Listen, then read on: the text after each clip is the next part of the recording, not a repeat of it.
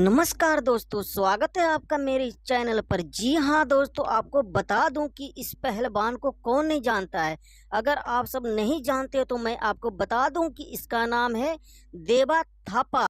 जी हाँ दोस्तों, आपको बता दूं कि देबा थापा हिमाचल प्रदेश में गया था कुश्ती खेलने के दौरान है जो दोस्तों ये घायल हो गया और इसे तुरंत अस्पताल में भर्ती करवाने के लिए जाया गया है। जी हाँ दोस्तों, आपको बता दूं कि अस्पताल में है जो 3 दिन तक भर्ती रहा देवा थापा। जी हाँ दोस्तों, लेकिन अब सबसे बड़ी खुशखबरी ये है कि अब वो है जो स्वस्थ है, ठीक है। जी हाँ दोस्तों, आपको ये भी बता दूं कि कुछ दिनों के बाद है जो देवा थापा फिर से कुश्ती खेलना चालू कर देगा।